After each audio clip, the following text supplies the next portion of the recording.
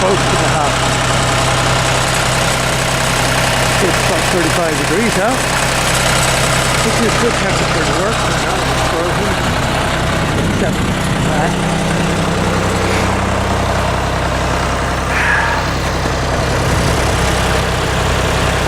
I really didn't want to cut the tree down, but gutters, every year they get plugged with pine needles, and it's a good bet this is where they came from. So now it's down, and I have this valley. Yeah, I really can't see it probably, but right in here. So I'm going to start chipping this and filling the valley. I had the tractor parked way down there, acting as a dead man, and then hooked up my chains and rope, the rope acting like a spring, so that I could load the tree in the direction I wanted it to fall, and do it all at once. So, enough talking, let's get to work. You see the odd forks this tree has. Years ago, a storm came through and blew the top of it out. They didn't cut the tree down, so it continued to grow. It threw out branches to the side.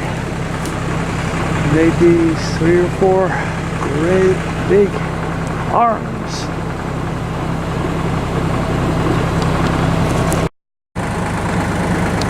And how we quit for the day.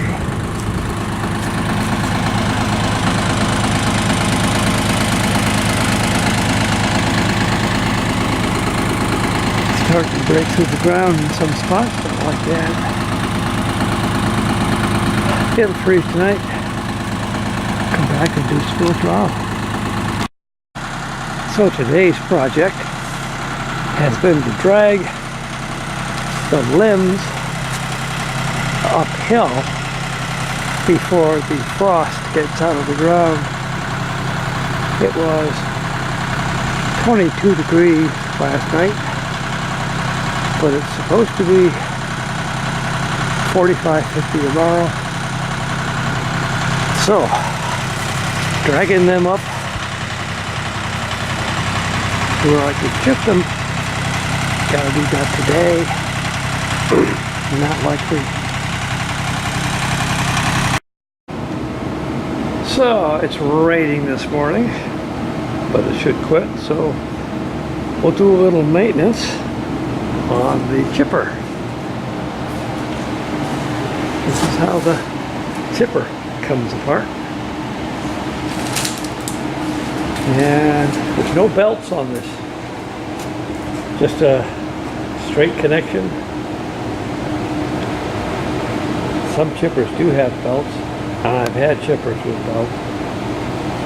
Get a chipper with no belts. This thing just works for hours and days before it needs any kind of attention. So these are the blades. There's 4 of them, and they're on this great big heavy steel plate that rotates.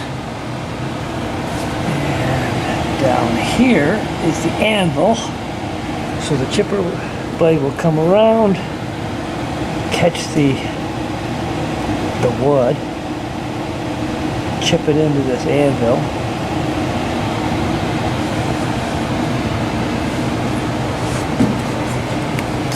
These big paddles here will pick up the debris and send it up the chute. One of the other nice things about this Wallenstein is that the chute's adjustable. So you can angle it here, there, any place you want. You can make the chips into a pile.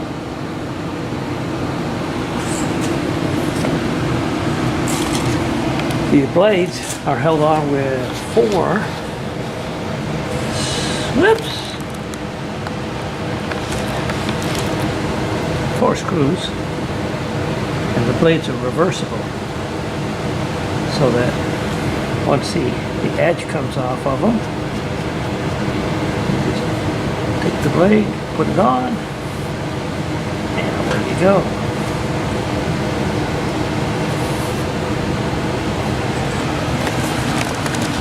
So you'll stick your material in here, and see where it's at. Yep, here we go. 2 kinds of an angle. One, it's a downhill angle, so it's self-feeding. And if you can position your tractor so that the nose is downhill, you get a little more angle.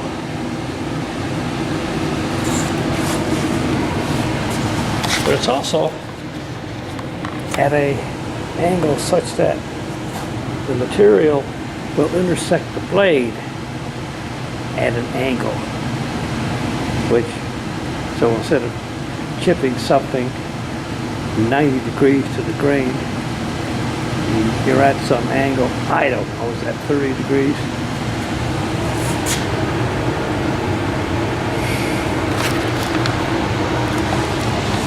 And if you'll notice,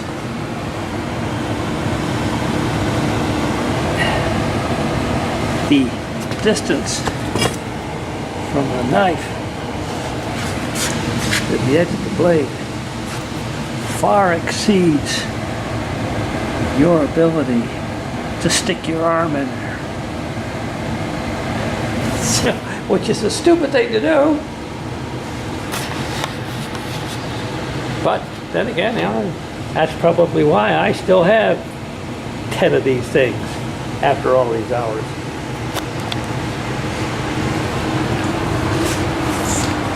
I've never been hurt on this except when you have more than one piece of wood in here and you're forcing it in. It's possible for one piece of wood to slap you, or slap your fingers this way. It would be better if it had a self-feeding option, and they do make that, but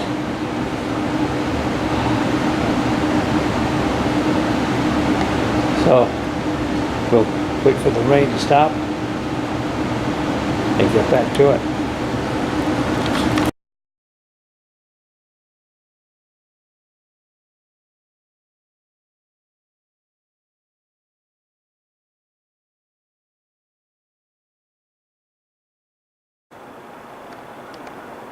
To put a finishing touch on the tree project, winter decided to arrive.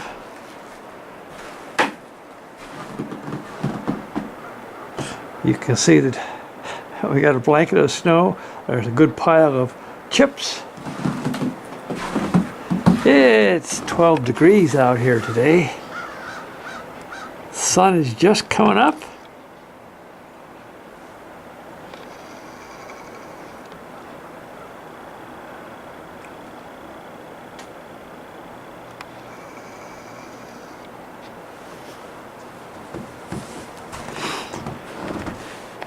But we're going to find something to do inside and let the pine tree project sit.